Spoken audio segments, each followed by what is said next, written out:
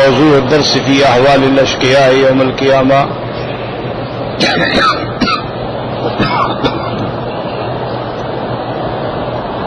سورة الملك تفسير ابن كثير. الحمد لله رب العالمين والصلاة والسلام على أشرف الأنبياء وسيد المرسلين سيدنا محمد وعلى آله وأصحابه أجمعين. اللهم صل على سيدنا محمد وعلى آل سيدنا محمد كما صليت على إبراهيم وعلى آل إبراهيم في العالمين إنك حميد مجيد. أعوذ بالله من الشيطان الرجيم. بسم الله الرحمن الرحيم. وللذين كفروا بربهم عذاب جهنم وبئس المصير. إذا ألقوا فيها سمعوا لها شهيقا وهي تفور تكاد تميز من الغيظ كلما ألقي فيها فوج سألهم خزنتها ألم يأتكم نذير قالوا بلى قد جاءنا نذير فكذبنا وقلنا ما نزل الله من شيء إن أنتم إلا في ضلال كبير. وقالوا لو كنا نسمع أو نعقل ما كنا في أصحاب السعير فاعترفوا بذنبهم فسحقا لأصحاب السعير. قال المؤلف والمفسر رحمه الله تعالى أدام النفع بعلومه وعلومكم في الدارين آمين إلى أن قال يقول تعالى وللذين كفروا بربهم عذاب جهنم وبئس المصير. یعنی وَأَعْتَدْنَا لِلَّذِينَ كَفَرُوا بِرَبِّهِمْ. اس سے مفسر نے اشارہ فرمایا کہ یہ جار مجرور جو ہے متعلق ہیں جو پہلے ہم نے پڑھا. وَلَقَدْ زَيَّنَّا السَّمَاءَ الدُّنْيَا بِمَصَابِيحَ وَجَعَلْنَاهَا رُجُومًا لِلشَّيَاطِينِ وَأَعْتَدْنَا لَهُمْ عَذَابَ السَّعِيرِ. وَأَعْتَدْنَا لِلَّذِينَ كَفَرُوا بِرَبِّهِمْ عَذَابَ جَهَنَّمَ وَبِئْسَ الْمَصِيرُ. اے بئس المآل والمنقلب. مصیر کا معنی لوٹنے کی جگہ. کیا برا مقام ہے، کیا بری جگہ لوٹنا ہے، کیا بری جگہ واپس آنا ہے. اذا القوا فیہا سمعوا لها شہیقا. قال ابن جریر رحمہ اللہ تعالی شہیقا السیاہ. شہیقا کا معنی سیاہ، وہ جو اندر جہنمی پڑے ہیں ان کا چیخنا، ان کی فریادیں. وہی تفور قال الثوری تغلی بہم کما یغلی الحب القلیل فی الماء الکثیر. تفور کا معنی یعنی کھولنا، جیسے کہ تھوڑے سے دانے بہت زیادہ پانی میں ڈال کے ابالے جائیں تو وہ ٹپکتے ہیں، اس طرح وہ آگ جو ہے بھڑک رہی ہوگی. اب تکاد تمیز من الغیظ ای تکاد ینفصل بعضها من بعض من شدت غیظها علیہم وحتف رہابہم. اب بات ایسے ہوگا کہ جیسے آگ ان پر پھٹ پڑے گی، یعنی ان کے غصے سے پھٹ پڑے گی ان پر ہلاکت کے لیے، ان کے کفر پر غصہ آئے گا. کلما القی فیہا فوج سألہم خزنتها. تو یاد رکھیں کہ جہنم کو غصہ آئے گا، وہ تو آگ ہی ہے، لیکن اللہ آگ میں بھی شعور پیدا فرما دیتے ہیں. وہ آگ اپنے دشمنوں کو پہچانے گی، وہ آگ جو ہے اس سے آواز بھی آئے گی، اس آگ سے ایک عنق، ایک بہت لمبی گردن بھی نکلے گی جو چن چن کے اپنے دشمنوں کو پکڑ لے گی. تو اللہ تبارک و تعالیٰ قادر ہے وہ آگ کو بھی بولنے کی طاقت دے دیں.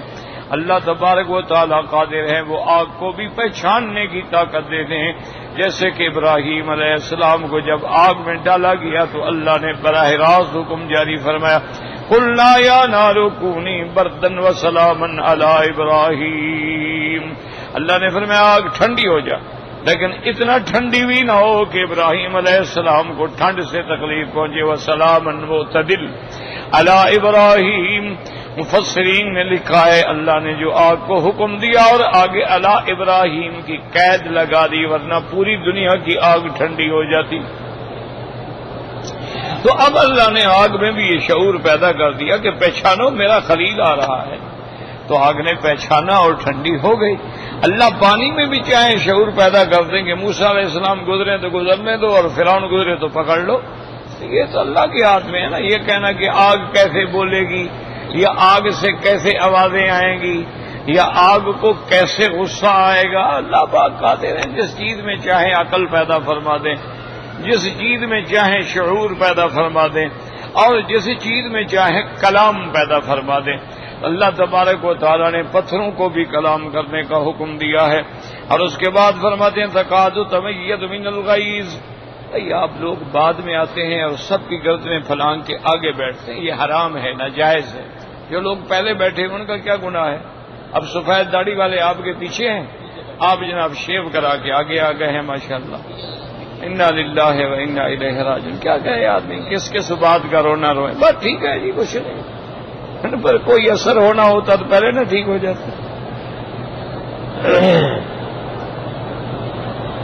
لا حول ولا قوة كلما ألقي فيها فوج سألهم خزنتها ألم يأتكم نذير قالوا بلى قد جاءنا نذير فكذبنا وقلنا ما نزل الله من شيء إن أنتم إلا في ضلال كبير يذكر تعالى عدله في خلقه وأنه لا يعذب أحدا إلا بعد قيام الحجة عليه وإرسال الرسول إليه۔ اب اللہ پاک فرماتی ہیں کہ جب کافروں کو جہنم میں ڈالا جائے گا تو فرشتے ان سے پوچھیں گے کیا تمہارے پاس اللہ کی طرف سے ڈر سنانے والے نہیں آئے؟ وہ کہیں گے آئے تھے لیکن ہم نے تکذیب کی۔ تو وجہ کیا ہے؟ یہ کمال عدل ہے کہ اللہ عدل فرمائیں گے، کسی پہ ظلم نہیں فرمائیں گے۔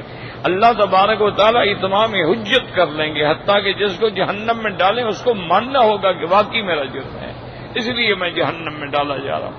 تو اللہ تبارک و تعالیٰ کا یہ کمال عدل ہے اور اتمام حجت ہے۔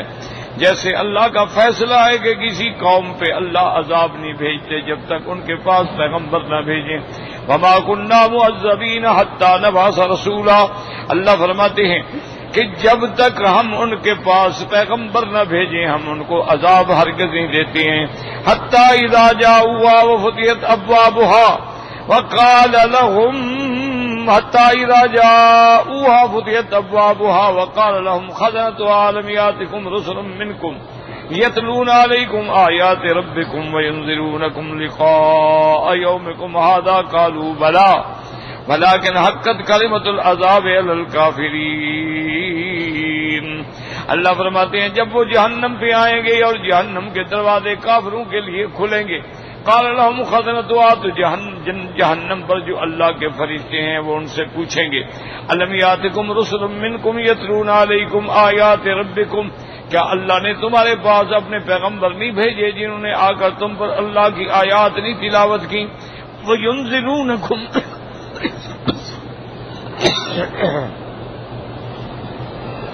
لا حول ولا قوة الا بالله وینذرونکم لقاء یومکم ھذا، اور انہوں نے تم کو ڈرایا اس دن سے کہ قیامت سے ڈرو، جہنم سے ڈرو۔ قالوا بلا، کہیں گے ہاں پیغمبر بھی آئے انہوں نے بھی ڈرایا لیکن ہمارے بدبختی تھی مقدر۔ ولكن حقت كلمة العذاب على الكافرين وهكذا عادوا على أنفسهم بالملامة وندموا حيث لا تنفعهم الندامة۔ اب ان کو شرمندگی بھی ہوگی، اقرار بھی ہوگا، لیکن قیامت میں کوئی فائدہ نہیں ہوگا۔ اقرار یا اعتراف یا ندامت کا فائدہ دنیا میں ہوتا ہے کہ اگر آدمی گناہ کرے اور شرمندہ ہو جائے، توبہ کرے، اللہ توبہ قبول فرماتے، لیکن اگر وہ قیامت میں توبہ کرے تو اس کا کوئی فائدہ نہیں۔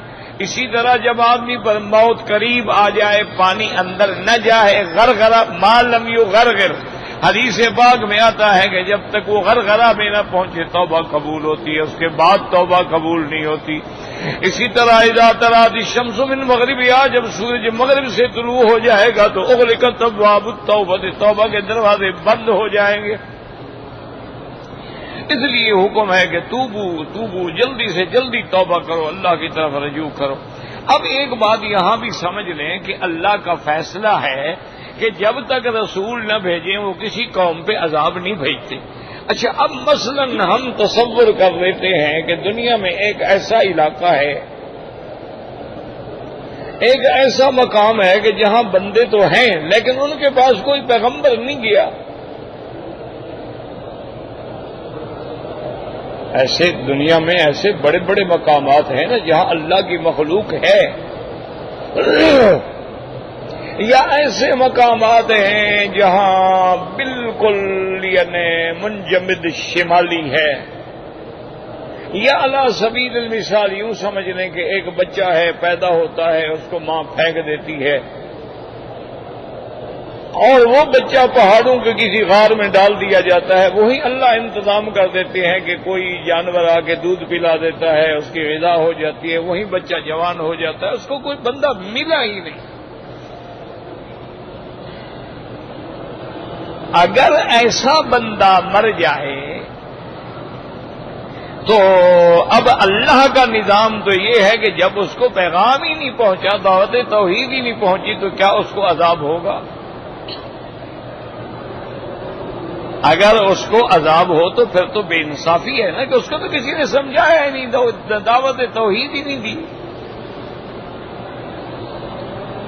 تو اس کے لیے بات سمجھیں، اس کا علماء نے فرمایا ہے کہ اس سے قیامت والے دن باقی کوئی سوال نہیں پوچھے جائیں گے، صرف توحید کے بارے میں پوچھا جائے گا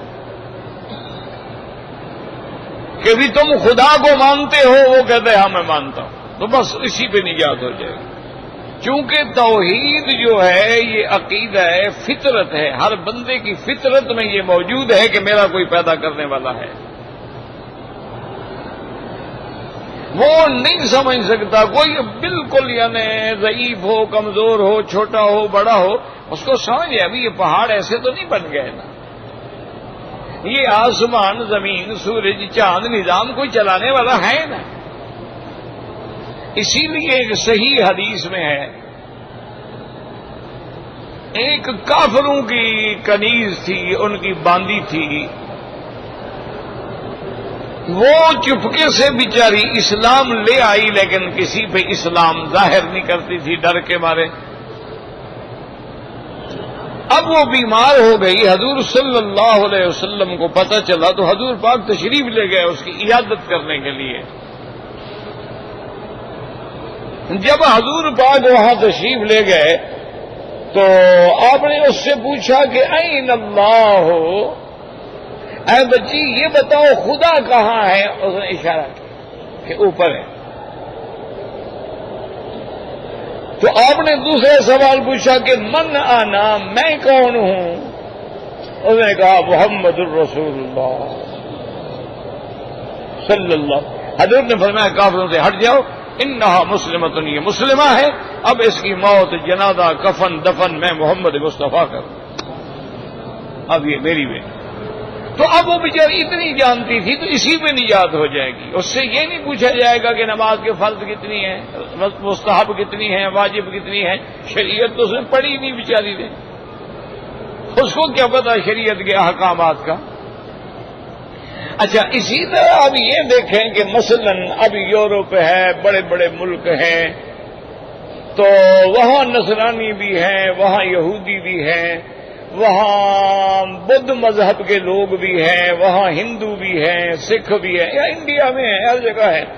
تو کیا ان کو بھی دعوت نہیں پہنچی؟ تو اب اس پر علماء کہتے ہیں کہ ہاں اگر ہم نے ان کو دعوت نہیں دی ہم بھی گنہگار ہیں. اس کی میں ایک مثال بتاؤں آپ کو کہ ایک امریکن لڑکی تھی، وہ مسلمان ہو گئی، انگریز تھی، امریکن تھی، مسلمان جب ہو گئی ماشاءاللہ پڑھی لکھی تو پہلے بھی تھی نا وہ، تو مزید اس نے دین کی تعلیم حاصل کی اور یہاں وہ سعودی عرب عمرے پہ آئی تو اس نے جدے میں ایک جگہ سیمینار تھا، اس میں اس کی تقریر رکھی گئی، اس کا خطاب رکھا گیا بھی تم مسلمان کیوں ہوئی، تم نے جو اسلام قبول کیا ہے تو اس کی وجہ کیا ہے. بہرحال ایک بڑی لمبی بات ہے، لیکن اس نے اپنی تقریر کے آخر میں یہ کہا کہ میں اپنے مسلمان بھائیوں سے، اپنے دینی بھائیوں سے جو یہاں بیٹھے ہوئے ہیں، ان سے ایک سوال کرتی ہوں کہ دیکھیں جنہیں آپ لوگ کافر کہتے ہیں آپ نصرانی کہیں، یہودی کہیں، کچھ کہیں، انہوں نے تو جو چیز بھی بنائی ہے وہ آپ لوگوں کو پہنچائی ہے۔ انہوں نے چائے بنائی ہے، کافی بنائی ہے، کوکو بنایا ہے، چاکلیٹ بنایا ہے، انہوں نے پیپسی کولا بنایا ہے، مرنڈا بنایا، 7 اپ بنائی ہے، انہوں نے جوسز بنائے ہیں، انہوں نے نعوذ باللہ شراب کی مختلف آئٹم بنائے ہیں، انہوں نے پینٹ بنایا، شرٹ بنایا، انہوں نے ہر چیزیں بنائی ہیں، وہ تمہارے گھر گھر میں پہنچا دی ہیں کہ اب آپ دیہات میں بالکل کچے کے جو علاقے ہیں نا جی، ہمارے جو کچا کہلاتا ہے، جہاں کوئی سڑکیں نہیں، کچھ نہیں ہوتا ہے، یا آپ یوں سمجھ لیں تھر کا علاقہ کہلاتا ہے یا ریگستان کہلاتا ہے، وہاں بھی جاؤ نا جی ان کے پاس، وہ بھی آپ کو چائے ماشاءاللہ باقاعدہ ٹی سیٹ میں پیش کریں گے۔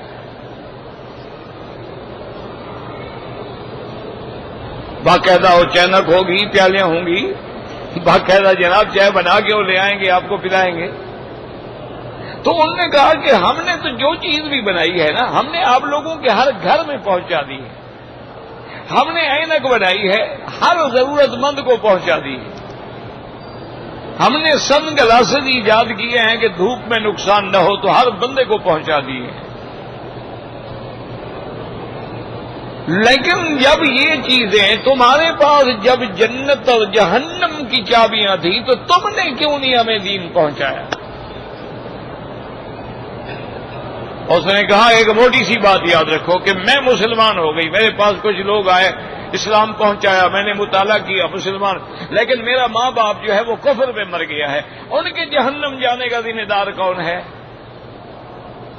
اگر جیسے مجھے دین پہنچایا گیا ان کو بھی آپ پہنچاتے تو شاید وہ بھی مسلمان ہو جاتے، چلو نہ ہوتے حسرت تو ختم ہو جاتی نا کہ ہم نے دین پہنچایا انہوں نے نہیں مانا۔ تو اس لیے ہمیشہ یاد رکھیں کہ علماء فرماتے ہیں کہ جو لوگ دین کی دعوت نہیں دیتے، دین کی تبلیغ نہیں کرتے، دین کے لیے باہر نہیں نکلتے، وہ بھی مجرم ہیں قیامت والے۔ اللہ نے شرط رکھی ہے الا الذین آمنوا وعملوا الصالحات، ایمان لائے، اچھے، تواصوا بالحق وتواصوا بالصبر، اور اسی طرح کنتم خیر امۃ اخرجت للناس تأمرون بالمعروف وتنہون عن المنکر۔ ہاں وہ نہ مانے یہ ان پر بدقسمتی ہے، تم تو دعوت دو نا۔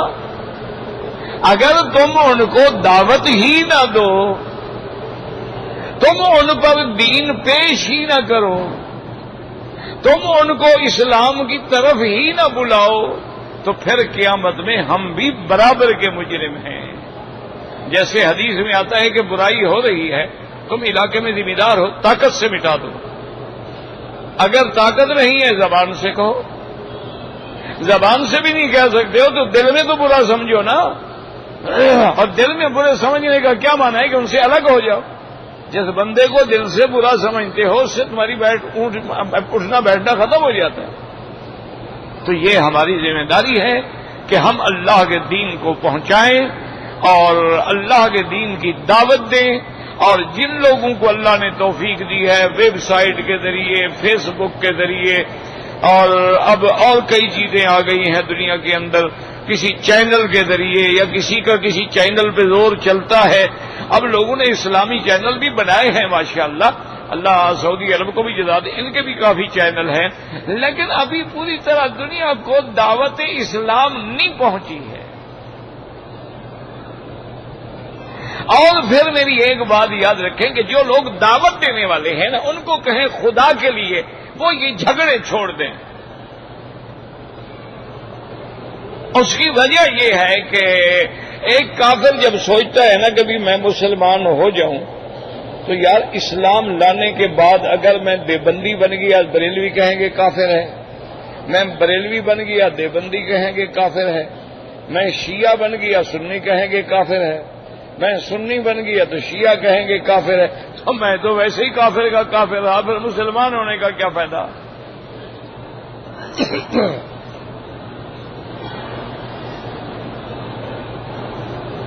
یعنی آپ یقین کریں، میں نے ایک آدمی کا مضمون پڑھا تھا، بہت بڑا پڑھا لکھا آدمی، اس نے کہا اسلام اتنی تیزی سے پھیل رہا ہے یورپ میں، پیرس میں، پورے عالم کے اندر. لیکن جب سے مسلمانوں نے ایک دوسرے کو مسجدوں میں قتل کرنا شروع کیا ہے اور خود کش حملے شروع کیے ہیں اور گاڑیاں اڑا دی ہیں، بسیں اڑا دی ہیں، کسی کی عبادت خانے میں جا کر حملہ کر دیا ہے، کسی کے جلسے میں جا کے حملہ کر دیا، اس نے کہا وہ اسلام کی جو رفتار تھی نا وہ رک گئی. کہ اب لوگ کہتے ہیں کہ یار یہ کیسے مسلمان ہیں؟ اگر ہم نے بھی اسلام لانے کے بعد یہی بننا ہے تو اس سے تو بہتر ہے نہ بنے. انہوں نے کہا اب وہ سپیڈ جو تھی نا اسلام جیسے تیزی سے بڑھ رہا تھا رک گئی. اسی طرح آپ یاد رکھیں کہ ایک امریکن پریزیڈنٹ گزرا، صدر تھا امریکہ کا، اس کی لڑکی نے ایک کتاب لکھی. یہ انگریز لوگوں کی ایک خوبی ہے، لیکن دشمن میں بھی کوئی اچھی بات ہے وہ تو ماننی چاہیے نا. ان میں ایک خوبی ہے کہ وہ لکھتے ہیں تو پھر لکھنے کا حق ادا کرتے ہیں. ہمارے ہاں تو رواج ہے نا، مولوی صاحبان نے حج کے مسئلے پہ کتاب لکھنی ہو نا، 10 کتابیں حج والی لکھی ہوئی منگوا لیں گے، ان کی عبارت تھوڑی تھوڑی بدلتے جائیں گے، مسئلہ وہی ہے. اس کے بعد اپنا نام لکھ کے شائع کر دیں گے، سبحان اللہ یہ بھی مؤلف ہے. بھئی تم نے کیا لکھا ہے یہ تو بتلاؤ. تو اگر تم نے کوئی نئی تحقیق نہیں کی ہے تو پہلی کتابیں تو موجود ہیں، مگر تمہیں لکھنے کی کیا ضرورت تھی؟ وہ لوگ یہ نہیں کرتے ہیں، وہ محنت کرتے ہیں. جس چیز پہ انہوں نے قلم اٹھایا ہے نا اس پہ محنت کی ہے.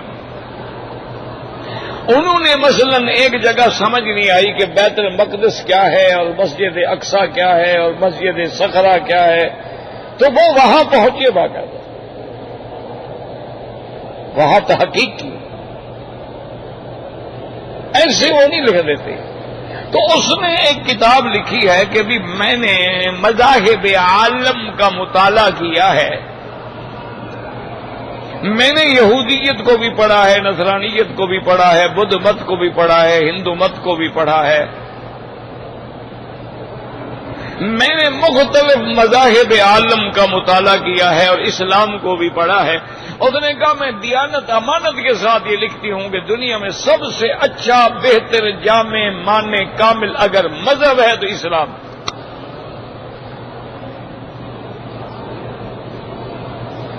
انہوں نے کہا باقی مذاہب میں نے پڑھے ہیں وہ مکمل نہیں ہیں. یہ ایک ایسا مذہب ہے، ایسا دین ہے، ایسا جامع ہے، ایسا معنی ہے کہ 1400 سال پہلے جو سرکار دو جہاں نے صلی اللہ علیہ وسلم نے امت کے لیے ایک حکم جاری کیا وہ قیامت تک کے لیے لاگو ہوتا ہے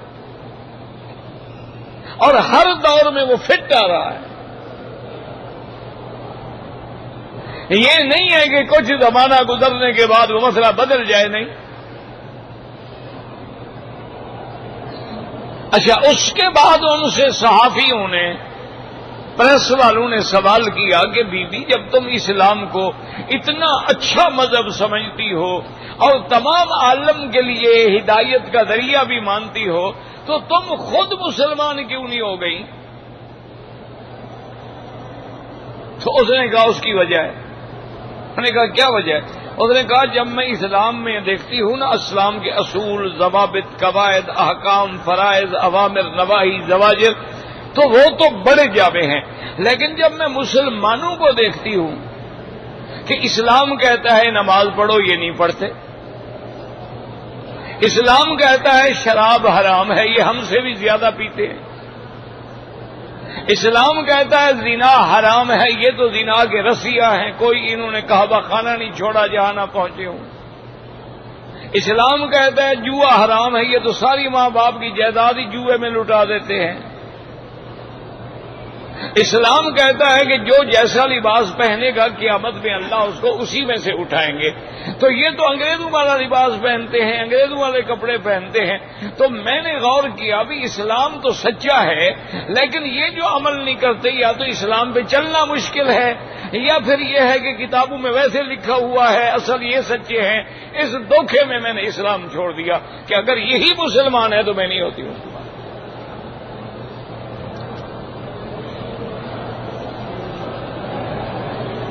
اب آپ خود اندازہ کر لیں کہ ہماری وجہ سے اسلام میں کتنی رکاوٹ ہوئی. کیوں؟ جب ہم ایئرپورٹ پہ اترتے ہیں ایک دم بدل جاتے ہیں. ہم سفر کرتے ہیں نا جی ماشاء اللہ، جب یہاں جدے سے ہماری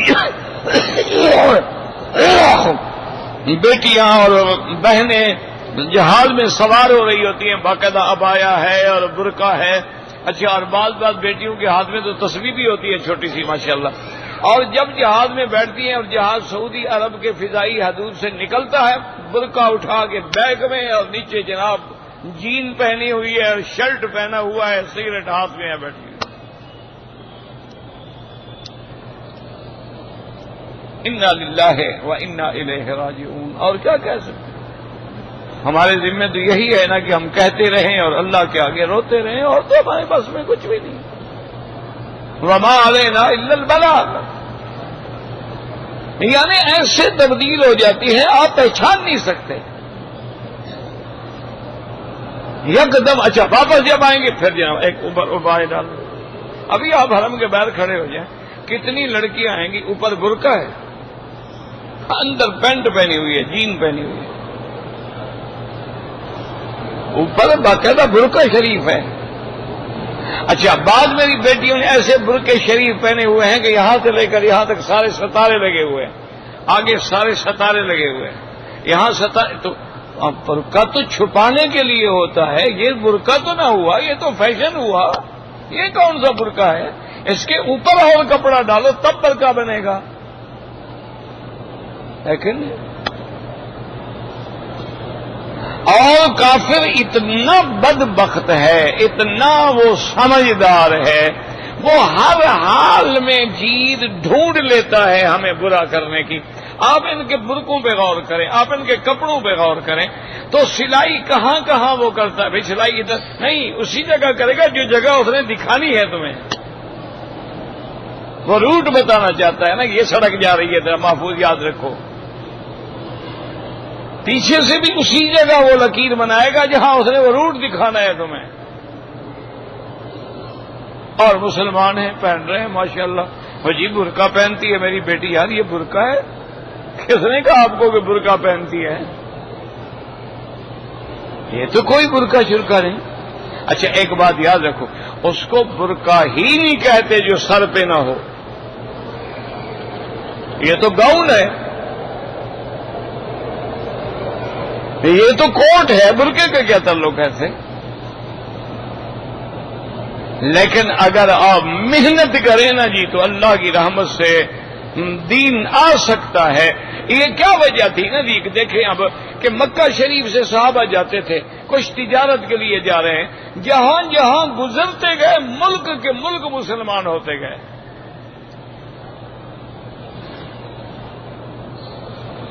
چائنا میں 7 صحابہ گئے ہیں، اب بھی وہاں اللہ کی رحمت سے 7 کروڑ سے زیادہ مسلمان ہیں. ہم جہاں جہاں سے گزرتے ہیں ماشاءاللہ پہلے اسلام سے لوگوں کو نفرت ہو جاتی ہے. وہ کہتے ہیں اچھا ماشاءاللہ یہ بھی مسلمان ہے. کہتا ہے میں حضور پاک کا دیوانہ ہوں، سرکار پہ میری جان قربان ہے، لیکن سرکار کی داڑھی پر بھی رکھنے کے لیے تیار نہیں، سرکار کی شکل بنانے پر بھی تیار نہیں، سرکار والا کپڑا پہننے پر بھی تیار نہیں، کپڑا بھی انگریز کا ہے، شکل بھی کافروں کی ہے، قربان حضور پہ ہے. اس سے بڑا منافق بھی کوئی ہوگا دنیا میں یار؟ اللہ کے ساتھ بھی دھوکھا.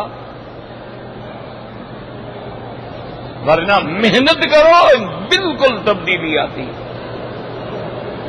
کچھ لوگ تھے، پرانی بات ہے، تبلیغی جماعت سے تعلق تھا ان کا، وہ جناب وہاں گئے انگلینڈ میں لیورپول کے علاقے میں. وہ جگہ مجھے بھی دکھائی گئی واقعہ، میں گزر رہا تھا، انہوں نے کہا جی یہ وہ جگہ ہے. وہ کوئی 5-6 آدمی تھے، تبلیغ کے لیے نکلے ہوئے تھے، مسافر تھے، اور وہاں تو سردی آپ کو پتا ہے نا کہ تحت صفر ہوتی ہے نا، اللہ معاف فرمائے.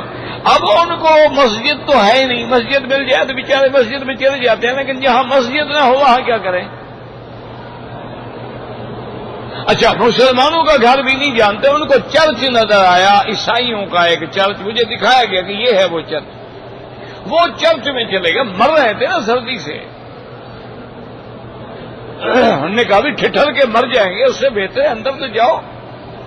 اندر گئے تو ہیٹنگ سسٹم ہوتا ہے، وہ پادری صاحب بھی موجود تھے، ان کو ملے۔ انہوں نے کہا ابھی کون ہو تم؟ انہوں نے کہا ہم مسلمان۔ انہوں نے کہا تمہارا یہاں کیا کام؟ انہوں نے کہا بھائی ہم انسان تو ہیں، سردی ہے، ٹھکانا کوئی نہیں، ہم نے رات گزارنی ہے، اور یوں ہی کل سورج وورج نکلے گا ہم چلے جائیں گے، اگر مہربانی کر دو تو ایک کسی کونے میں ہمیں جگہ دے دو۔ ہم اس کے دل میں اللہ نے رحم ڈال دیا، اس نے کہا ٹھیک ہے، اس نے جگہ دے دی، کمرہ دے دیا، اس نے کہا بھی یہ تمہارا کمرہ ہے، اور اس میں ہر چیز رکھی ہوئی ہے، یہ اوون ہے، یہ فریج ہے، ہر چیز ہے، میں تو گھر چلا جاؤں گا، آپ لوگوں نے جو کھانا ہو خود بنا لو، خود پکا لو، خود کھا لو۔ انہوں نے کہا ٹھیک ہے۔ اچھا اس پادری کو خیال آ گیا کہ میں جاؤں تو صحیح، دیکھو یہ کیا کرتے کیا ہیں، یہ کیا ایک بیچارے ساری دنیا پھر رہے ہیں، گھوم رہے ہیں۔ وہ آیا تو ایک جگہ چھپ کے کھڑا ہو گیا، وہ سارے نماز پڑھ رہے تھے، وہ تہجد پڑھ رہے تھے، نماز پڑھ رہے، جب تہجد سے فارغ ہوئے تو ان کے امیر نے کہا کہ بھئی سارے کے سارے جو ہے نا اب 2 رکعت صلاۃ الحاجہ پڑھو، اور اسی نیت کے ساتھ کہ یا اللہ جس بندے نے ہم پر احسان کیا ہے اس پر آپ بھی احسان کر دیں، اس کو جہنم سے بچا لیں۔ اس کے بعد جو امیر جناب گڑ گڑا کے رو رہا ہے کہ یا اللہ تو نے اس چرچ کا دروازہ کھولا ہے، اور جس نے دروازہ کھولا ہے اس کے سینے کا دروازہ بھی کھول دو، یا اللہ ہدایت دے دو۔ وہ سن رہا ہے کہ یار یہ میرے لیے دعا کر رہے ہیں۔ وہ فارغ ہوا آ کے ملا، اس نے کہا یار ہمارے پاس بڑے بڑے پادری بھی آ کے ٹھہرتے، انہوں نے تو کبھی دعا نہیں کی، آپ کیوں دعا کرنے گے؟ یار تم نے احسان کیا، ہم بھی دعا کر رہے ہیں۔ اللہ کی شان یہ ہے کہ اس نے کہا دیکھو یہاں کے جانے کے بعد کہاں جاؤ گے؟ انہوں نے کہا فلاں، اس نے کہا کسی کو بتانی نہیں، مجھے کلمہ پڑھا دو، بس اسلام داخل ہو گیا نا جی۔ لیکن آپ محنت ہی نہ کریں، آپ بات ہی نہ کریں، آپ ماشاءاللہ، تو پھر تو دین نہیں پہنچ۔ اس لیے یاد رکھو اللہ کسی کو عذاب نہیں دیتے، اگر کسی کو دعوت نہیں پہنچے گی، شریعت نہیں پہنچے گی، صرف توحید کا سوال ہوگا۔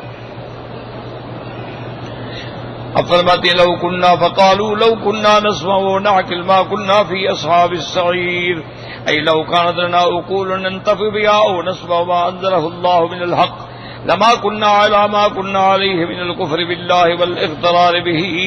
اب کہیں گے کاش ہم اپنے عقل سے کام لیتے، فائدہ اٹھاتے اور مان لیتے وہ بات جو اللہ نے اتاری ہے، تو ہم کفر پہ نہ رہتے، دھوکے میں نہ رہتے۔ ولكن لم يكن لنا فهم نعي به ما جاءت به ما جاءت به الرسل كان لنا عقل يرشدنا الى اتباعهم۔ لیکن افسوس ہمارے فہم نے، ہم نے اس بات کو نہ یاد رکھا، نہ سمجھا جو پیغمبر لے کے آئے، نہ عقل سے ہم نے کوئی ہدایت پکڑی۔ فاعترفوا بذنبهم فسحقا لاصحاب السعير۔ قال الامام احمد رحمه الله تعالى حدثنا محمد بن جعفر قال حدثنا شعبة عن عمرو بن مرة عن ابي البختري الطائي قال اخبرني من سمعه من رسول الله صلى الله عليه وسلم انه قال لن يهلك الناس حتى يؤذروا من انفسهم، وفي حديث آخر لا يدخل احد النار الا وهو يعلم ان النار اولا به من الجنہ۔ اس حدیث پاک میں آیا حضور پاک نے فرمایا اللہ کسی کو ہلاک نہیں کرتے جب تک کہ اپنی اتمام حجت مکمل نہ کر لیں، بلکہ کوئی جہنمی جہنم میں داخل ہی نہیں ہوگا، اس کو یقین ہو جائے گا کہ میں واقعی اسی جگہ کا مستحق ہوں۔ اللہ تو کیوں قرآن خود کہتے ہیں کہ ہم نے دلائل کھول دیے، لِيَهْلِكَ مَنْ هَلَكَ عَنْ بَيِّنَةٍ وَيَحْيَىٰ مَنْ حَيَّ عَنْ بَيِّنَةٍ۔ جس نے برباد ہونا ہے یہ نہ کہے کہ ہمیں دلائل سمجھ نہیں آئے، اور جس نے اسلام قبول کرنا ہے اس کے لیے بھی ہم نے کھلے دلائل عطا فرما دیے ہیں۔ واللہ اعلم۔ کہتے جی کہ میرے لیے دعا کریں، اپنے ماں باپ کا فرما بردار بن جاؤ۔ بھائی دعا تو تب ہوگی تم بنو گے تو دعا بھی اثر کرے گی نا۔ ایک آدمی ادھر چل پڑے اور کہے مکی صاحب دعا کریں میں کعبہ شریف میں پہنچ جاؤں، ساری زندگی چلتا رہے، کعبہ تو ادھر ہے نا۔ تم فرما برداری کی پٹڑی پہ چلو گے تو دعا ہوگی نا، اور پھر جب ماں باپ راضی ہو جائے گا ان سے بڑی دعا کسی کی ہے؟ حدیث میں آتا ہے کہ دعا جو ہے والدین کی اپنی اولاد کے حق میں ایسے ہوتی ہے جیسے اللہ کے نبی کی دعا امت کے حق میں ہو۔ تو والدین کی دعا لو، مولوی مکی کی دعائیں کیا کریں گی؟ میں تو خود بیمار ہوں، ٹھیک نہیں ہوتا، میرے تو اپنے گناہ اتنے ہیں، تم میرے لیے دعا کیا کرو۔ اگر جہاز میں آتے ہوئے عورت کو حیض آ گیا، نیت کر کے آئی ہے، بس اسی عمرے میں رہے، عورت کے لیے کیا ہے؟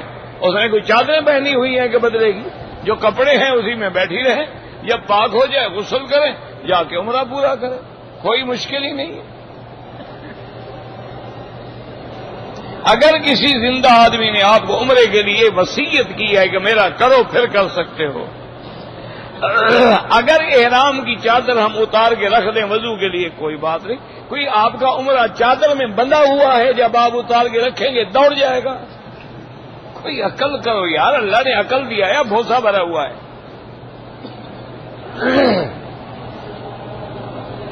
طواف کرتے ہوئے حجر اسود کا بوسہ لیا جاتا ہے، بغیر طواف کے بوسہ لینا تو بدعت ہے۔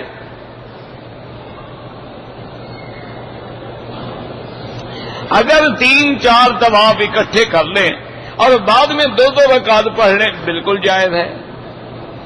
مرد بھی بی بی عائشہ کی مسجد سے عمرہ کر سکتے ہیں، بالکل کر سکتے ہیں۔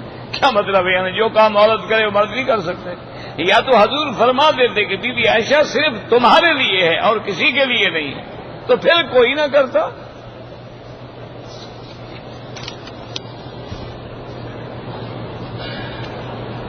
میری والدہ عمرے کے لیے آنے والی تھی، والد فوت ہو گئے، جب تک عدت پوری نہ ہو نہیں آ سکتی۔ میں اپنے بیٹے کا نام محمد رکھوں، بالکل رکھنا چاہیے کہ رکھ سکتا ہوں، کیا مانا؟ اس سے پیارا نام اور کون ہوگا؟ غلاف کعبہ نہیں، ملتزم کو چمٹ کے دعا کر سکتے ہیں۔ رکن یمانی پر بھی تو ہاتھ لگانا سنت ہے نا، اس لیے غلاف وہاں نہیں ڈالا گیا۔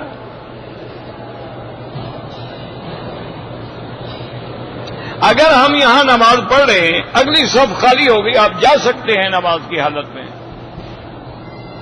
یہ نہیں کہ یہاں سے چل کے اگلی حرم پہنچ جاؤ۔ مقصد ہے کہ اگر تھوڑا بہت مسئلہ ہے تو جا سکتے ہیں۔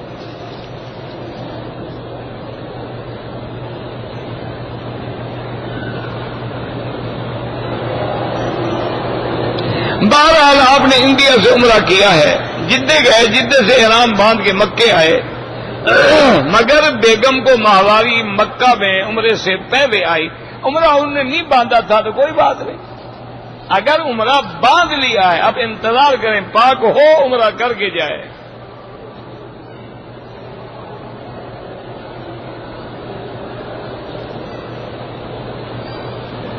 میں نے عمرے کی نیت کی، میقات پہ 2 رکعت پڑھی، لبیک پڑھی، باہر آیا تو سلپ ہو گیا، تو مجھے چوٹ لگی، میرے پاؤں سے خون بھی نکل آیا، تو کیا ہو گیا؟ خون بھی تمہارا نکلا ہے، سزا بھی تمہیں ملنی چاہیے، کوئی عرض نہیں، کوئی مسئلہ نہیں۔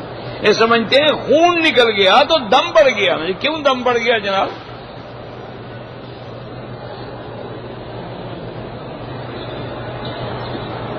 میں عمرہ کرنا چاہوں عمرہ کر سکتا ہوں، بالکل کر سکتے ہیں۔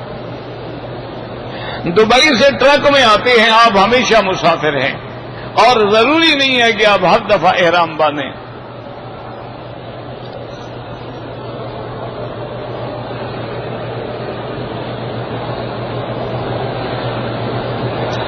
میک اپ کی حالت میں عمرہ ہو جاتا ہے کہ نہیں ہے؟ پہلے میک اپ کیا تھا یا عمرے کے بعد کیا ہے؟ عمرے کے بعد کیا ہے، خوشبوئیں لگائی ہیں ماشاءاللہ، تو اللہ کی رحمت سے دم بھی پڑ گئی۔ اور اگر پہلے کیا ہوا تھا تو جب وضو کرو گی، ہاتھ منہ دھو گی تو میک اپ خود بخود اتر جائے گا۔ اگر وہ واٹر پروف میک اپ ہے تو رہنے دو پھر اس کو۔ حیض کی حالت میں خانہ کعبہ کو ہاتھ لگائے، آپ حرم میں نہیں آ سکتی تو خانہ کعبہ کو ہاتھ کیسے لگائیں گی؟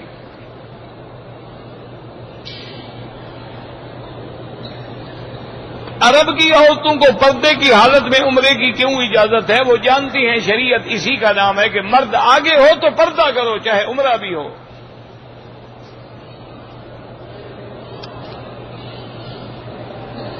عقیقہ والد کرے یا نانا کرے، جس کو اللہ توفیق دے دے۔ والد سے بنتی ہے تو والد پر حق ہے، اگر والد صاحب نے نکالا ہوا ہے گھر سے تو پھر نانا کر دے گا، کیا کریں؟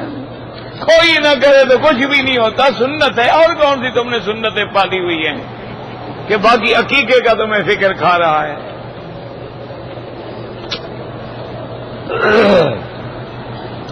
حیض والی عورت صفا مروہ میں بھی نہ جائے۔ ایک ہے کہ طواف کر لیا، صفا مروہ دوڑ رہی تھی، حیض آ گیا، صفا پوری کر لے، آمدن نہ آئے کیونکہ اب صفا مسجد کے اندر آ گئی ہے۔ اگر طواف کے نفل ہم ہوٹل میں جا کے پڑھ سکتے ہیں، لیکن جو ثواب یہاں ملے گا وہ ہوٹل میں تھوڑا ملے گا۔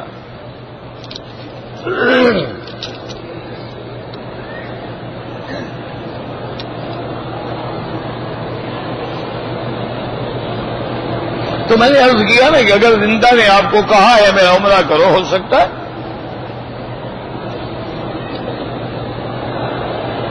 حرم میں عورت کے پیچھے نماز پڑھنا کیسا ہے؟ بالکل نہ پڑھے، نماز نہیں ہوتی، نہ عورت برابر ہو نہ آگے ہو۔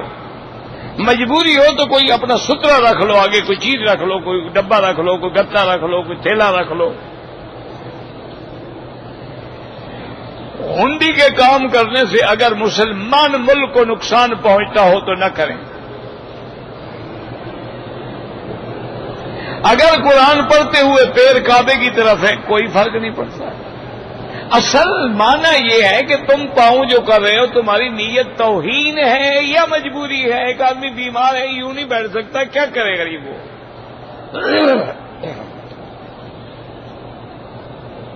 عورت کا شرعی حق المہر کتنا ہوتا ہے؟ جتنے پہ راضی ہو جائے، وہ چاہے 20 ریال پہ راضی ہو جائے، وہ چاہے 2 لاکھ پہ راضی ہو، یہ تو آزادی ہے۔ یہ شرعی مہر ایسا لکھتے ہیں، اور جی بی بی فاطمہ والا مہر لکھ دو، تو جس کی تم شادی کرے وہ بھی بی بی فاطمہ کے طریقے پہ ہے؟ وہ تو مونا لیزا بنی ہوئی ہے، تو بی بی فاطمہ والی مہر کیسے لکھوا رہی ہے؟ وہ تو ابھی بیوٹی پارلر سے آئی ہے۔ یار کوئی شرم بھی تو کیا کرو نا۔ بی بی فاطمہ کو دھوکہ دے رہے ہو، خدا کو دھوکہ دے رہے ہو، کس کو دھوکہ دے؟ پہلے بی بی فاطمہ کے نقش قدم پہ چلو، تب بی بی فاطمہ والا مہر لکھو۔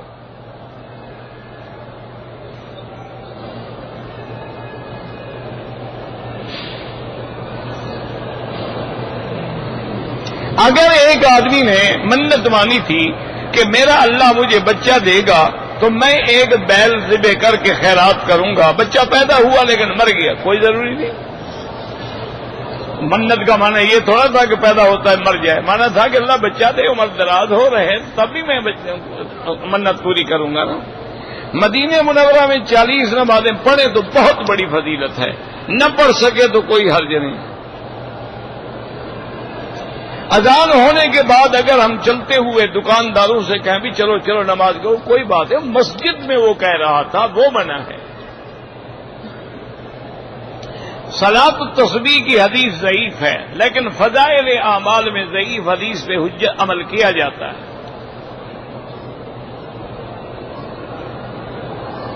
جب حضور کے سامنے کھڑے ہوں گے تو السلام علیکم ایھا النبی ورحمۃ اللہ پڑھ سکتے ہیں، دور ہوں تو پھر درود شریف پڑھا کریں۔ مسجد قباء میں روز جائیں، اچھی بات ہے، ایک عمرے کا ثواب ملے گا، ورنہ ایک دفعہ ہفتے میں جائیں، جتنا اللہ توفیق دے۔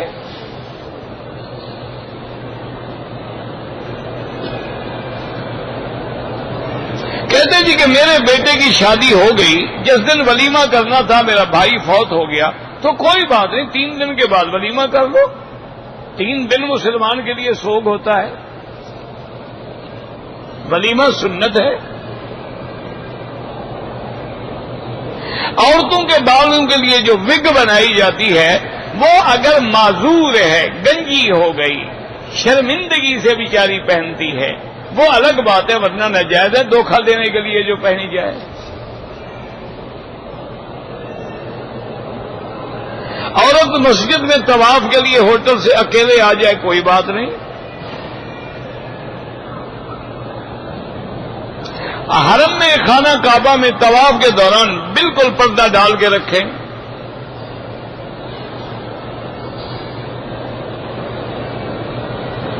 اگر ہم عید الاضحیٰ کے موقع پر حضور پاک کے نام پہ قربانی کریں بالکل جائز ہے۔ حضرت علی رضی اللہ تعالیٰ عنہ ہر سال فرماتے تھے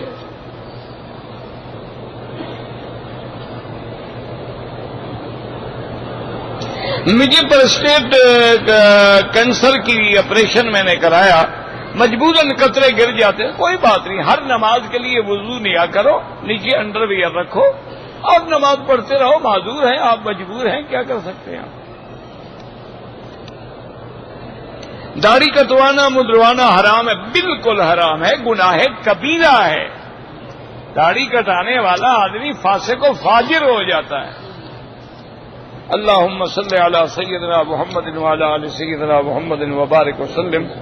اللہم فرج ہم المہمومین، نفس کرب المکروبین، وقض الدین عن المدینین، واشفنا واشف مرضانا ومرضى المسلمین۔ یا اللہ بیماروں کو شفا عطا فرما، یا اللہ بے حیاؤں کو حیا عطا فرما، بے دینوں کو دین عطا فرما، بے اولادوں کو اولاد عطا فرما، بے روزگاروں کو روزگار عطا فرما، قرض داروں کے قرض عطا فرما۔ یا اللہ ہمیں مانگنا نہیں آتا، بغیر مانگے عطا فرما۔ یا اللہ پورے عالم میں اسلام کا بول بالا فرما، کفر کا منہ کالا فرما۔ یا اللہ حرمین الشریفین اور بلاد اسلامیہ کی حفاظت فرما۔ ربنا آتنا فی الدنیا حسنۃ وفی الآخرۃ حسنۃ وقنا عذاب النار۔ صلی اللہ تعالی علی خیر خلقہ سیدنا محمد وعلی آلہ وصحبہ اجمعین۔ اللہم صلی علی سیدنا محمد وعلی آل سیدنا محمد۔